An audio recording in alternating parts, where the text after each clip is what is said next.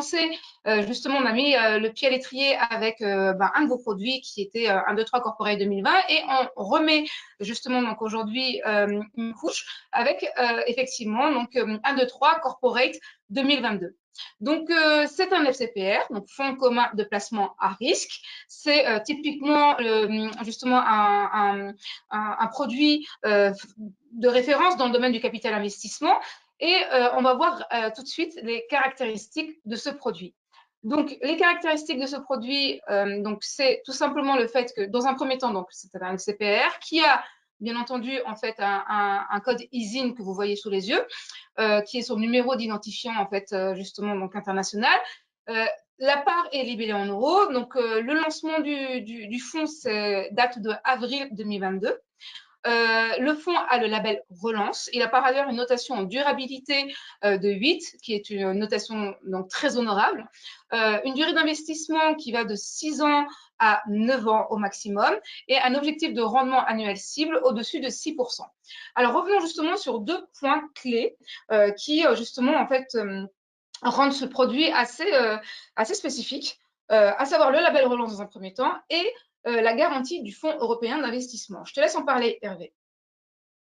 Oui, alors effectivement, le FCPR Corporate 2022 a obtenu le label Relance, qui est un label qui a été mis en place par le gouvernement il y a maintenant un peu plus de 2 ans pour essayer d'étiqueter un petit peu les fonds du marché qui investissent dans la relance de l'économie, qui investissent en fonds propres, quasi-fonds propres, dans des PME, ETI tricolores. Et donc, c'est ce qu'on fait nous au quotidien et c'est ce qu'on va continuer à faire dans le cadre de ce nouveau FCPR. Et donc, c'est tout logiquement qu'on a été élu et qu'on a obtenu ce label, donc ce label France Relance qui, encore une fois, permet d'étiqueter, de mieux informer les clients sur justement là où va être investi leur liquidité, donc un petit peu ce que j'évoquais tout à l'heure. Donc ça, c'est un point très important. Et puis le deuxième point important sur ce label, c'est également aussi des critères ESG renforcés. Mais ça fera partie je pense, d'une question tout à l'heure où justement on vous montrera en quoi un OIM est très leader, très moteur sur cette question de l'ESG, ce qui se traduit d'ailleurs par une notation SFDR qu'on évoquait tout à l'heure, qui est effectivement à 8. Et c'est vraiment notre objectif de vraiment d'aller implémenter des stratégies ESG au sein de nos participations, parce que justement, vu qu'on est avec eux au quotidien et vu qu'on est avec eux, avec nos entrepreneurs sur des durées de 4 à 6 ans, on a le temps de mettre en place des choses. Et ça, je trouve que c'est assez extraordinaire de pouvoir le faire. On a vraiment un rôle prépondérant dans l'application de nos critères ESG au sein de nos différentes entreprises qu'on accompagne. Le deuxième label que tu évoquais, c'est effectivement la garantie du FEI, du Fonds européen d'investissement, qui est une garantie qu'on a obtenue de la part de cet organisme qui permet de couvrir jusqu'à 70% des éventuelles pertes constatées qu'on aurait sur certaines lignes du portefeuille.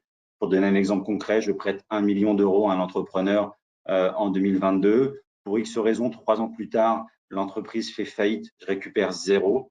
La garantie du Fonds européen s'applique si la ligne est éligible et je récupère 700 000 euros sur le million d'euros que j'ai investi. Donc, j'ai une perte entre guillemets que de 300 000 grâce à cette garantie qui est en quelque sorte une assurance sur d'éventuels défauts. Donc, c'est quelque chose de très important qui a été mis en place pour, encore une fois, essayer de flécher un petit peu plus l'épargne des Français vers les PME non cotées en leur disant, voilà, cher investisseur, aujourd'hui, pour aller chercher du rendement, tu es obligé de prendre du risque.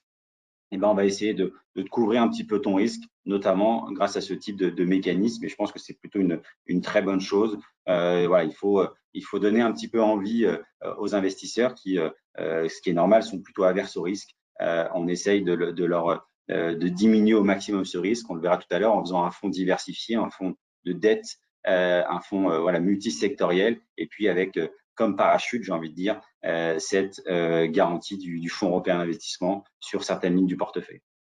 Alors Hervé, tu l'as dit justement, donc on va parler de la stratégie d'investissement. Effectivement, au-delà du label Relance et au-delà de la garantie, c'est un fonds pour le coup qui investit dans de la dette, ce qui n'est pas anodin en termes justement donc, de sécurisation.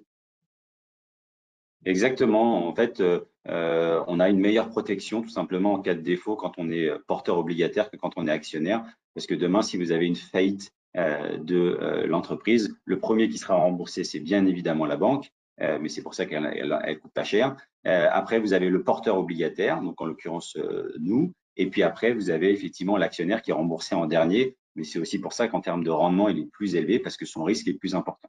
Donc ça, c'est un point très important, c'est qu'effectivement, on a une meilleure protection en cas de défaut. Il y a un point important aussi qu'on peut évoquer tout de suite, c'est bon nombre d'investisseurs se posent la question finalement, bah oui, mais c'est quand même des rendements relativement intéressants. Donc, les entreprises que vous devez financer sont des exclus du système bancaire, etc. Bien évidemment, non. Toutes les entreprises qu'on finance aujourd'hui sont des entreprises qui font appel à un crédit bancaire. Mais aujourd'hui, comme vous le savez, les banques prêtent plus 100% du besoin de financement. Elles prêtent jusqu'à 60, 70% du besoin, 80% sur certaines entreprises. Et il va manquer voilà, 10, 20, 30% pour parfaire le besoin de financement de l'entrepreneur. Et c'est là où on va intervenir en complément d'un financement bancaire. Donc, j'insiste bien là-dessus. On ne finance pas les exclus du système bancaire, c'est important de notifier, mais on est vraiment là en complément parce que comme vous le savez, depuis la crise notamment de 2008, bah, les conditions bancaires se sont un petit peu serrées. Les banques prêtent moins cher, mais elles prêtent un petit peu moins qu'avant. Sauf que l'entrepreneur, bah, il a toujours son besoin d'avant, à savoir faire des acquisitions, faire de la croissance. Et donc, nous, on intervient vraiment en complément d'un financement bancaire. Et je pense que c'est important de le préciser. Alors justement, donc du coup, sur le plan sectoriel, vous avez des secteurs de prédilection aujourd'hui, qui en fait sont des secteurs liés à l'économie réelle véritablement et qui du coup vous permettent d'apporter une réelle diversification en fait justement dans votre allocation. Peut-être que tu peux nous en parler rapidement? Oui, alors effectivement, nous, on a la chance de pouvoir investir dans des actifs réels. Voilà, quand on finance, par exemple, ce que j'évoquais tout à l'heure, l'acquisition de camping, bah voilà, c'est concret, ils sont là, ils sont tangibles. Nos investisseurs peuvent s'y rendre, avec grand plaisir d'ailleurs. Voilà, c'est quelque chose de concret et ça, je pense que c'est très important. Et ce qui est très important chez 1-2-3, c'est vraiment, on a toujours eu cette volonté de mettre à disposition nos meilleures expertises et la plus grande diversification possible pour que l'investisseur prenne le moins de risques possible, même s'il y a toujours du risque, bien évidemment. Mais voilà, quand vous avez un fonds qui est sur plusieurs secteurs d'activité, vous êtes mieux protégé que quand vous avez un fonds qui est sur un seul secteur d'activité. Ça a du sens. Et effectivement, nous, les secteurs qu'on va viser dans le cadre de ce Corporate 2022, de ce nouveau FCPR, c'est ni plus ni moins que nos secteurs de conviction, de prédilection depuis plus de 15 ans. C'est les secteurs sur lesquels on a une très bonne expertise, on a rencontré de brillants entrepreneurs. C'est des secteurs sur lesquels on est à la fois légitime, sur lesquels on a un historique de résultats, un fameux track record, c'est-à-dire qu'on a déjà déployé plusieurs centaines de millions d'euros sur ces différents secteurs. On a investi, désinvesti, donc on a effectivement un historique de résultats à présenter aux investisseurs. Ces secteurs, c'est lesquels? C'est notamment le tourisme avec le financement d'hôtels et de camping, c'est la santé avec notamment le financement de maisons de retraite, de pharmacies, c'est l'immobilier avec le financement de promoteurs sur la partie habitation, des opérateurs de marchands de biens pour la rénovation d'actifs également, c'est les énergies renouvelables qu'on finance de plus en plus, à savoir l'éolien, les panneaux solaires, la méthanisation notamment et l'hydraulique. Voilà, vraiment cette vocation à vous proposer nos meilleures stratégies, nos best-sellers de stratégie au sein d'un seul et unique véhicule. Et c'est ça tout l'intérêt de ce fonds multistratégie donc, qui s'appelle Corporate 2022. Alors justement, c'est ce que tu disais, en fait, un savoir-faire qui se traduit également par le fait que c'est un fonds qui fait partie d'une gamme. Et c'est notamment le 12e fonds, justement, donc d'une gamme qui a été lancée depuis plusieurs années maintenant. Alors certes, les performances passées ne, justement, donc, présagent pas des performances futures, mais pour autant, cela témoigne de l'expertise véritablement que vous avez dans le domaine à la fois du capital investissement et des secteurs sur lesquels justement donc, vous êtes investi. Donc, un profil de rendement risque équilibré et évolutif, c'est ce qu'il faut retenir pour le coup. Donc, avec une trentaine de sociétés dans le portefeuille, hein, c'est ça l'idée.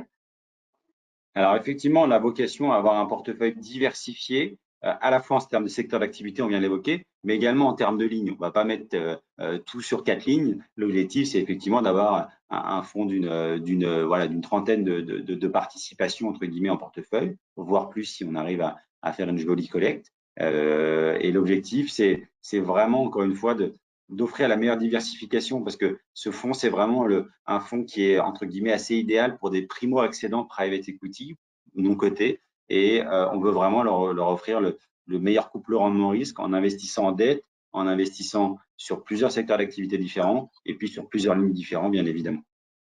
Alors, on l'a évoqué à plusieurs reprises, une dimension ESG, donc environnement, social, gouvernance, qui est très importante. Et elle est importante donc par le biais justement donc notamment du label Relance, mais au travers également donc 4 grands éléments. Le premier, c'est une politique d'exclusion.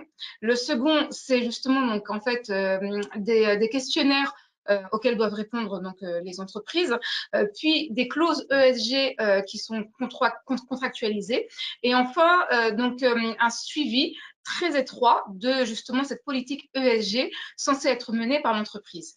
Un mot là-dessus? Oui, c'est quelque chose de très important. Alors, on en entend beaucoup parler, donc les auditeurs, les investisseurs sont peut-être un petit peu perdus. C'est néanmoins quelque chose c'est une réalité aujourd'hui. Je pense que ça a été du maquillage et du marketing il y a encore quelques années. Aujourd'hui, c'est devenu indispensable et tant mieux parce que ça permet encore une fois de mettre en place des choses, de faire changer les mentalités. Et aujourd'hui, bon nombre de nos investisseurs nous réclament des investissements qui répondent à des critères ESG. Donc, je trouve que c'est une très bonne chose. Et ce que j'évoquais tout à l'heure en introduction, c'est aussi toute la beauté et la chance de notre métier, c'est qu'on va pouvoir, nous, vraiment mettre en place des choses parce que on est aux côtés des entrepreneurs quasiment quotidiennement, j'exagère un peu, mais c'est un peu l'idée, sur une durée que j'évoquais de 4 à 6 ans. Donc, on a le temps de mettre en place des choses. Et c'est vrai que la plupart de nos entrepreneurs qu'on finance, c'est des experts dans leur métier. Donc, si je reprends mon exemple du groupe Sandaya tout à l'heure sur la partie hôtellerie de plein air, sur les campings, ils sont brillants dans la gestion de leur camping. Par contre, sur la politique ESG, bah, c'était pas forcément une de leurs priorités et ils ne savaient pas forcément comment faire. Nous, avec notre équipe dédiée ESG en interne, chez notre 3e, on a pu les aider à implémenter justement des stratégies ESG pour réduire leur consommation d'eau, pour mettre en place tout un tas de stratégies. Et ça, on a le temps de le faire parce que, encore une fois, on reste là 4-5 ans. La durée de détention moyenne, c'est 4 ans et demi. Donc, ce qui nous permet vraiment de mettre en place des choses, de voir des résultats. Et ça, je pense que c'est extrêmement important. Et j'insiste là-dessus, mais c'est pas du maquillage. Encore une fois, on a cette vraie volonté. C'est porté par une équipe en interne dédiée à ça qui va justement s'assurer que nos stratégies ESG soient implémentées dans l'ensemble des participations qu'on finance au quotidien.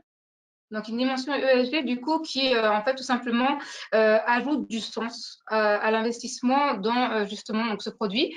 Donc, un produit tout de même risqué, on voit ici, donc, un produit qui, justement, en fait, a un niveau de risque égal à 7, ce qui est le niveau maximal, forcément. Donc, c'est justement du non-coté, c'est des petites et moyennes entreprises, pour le coup.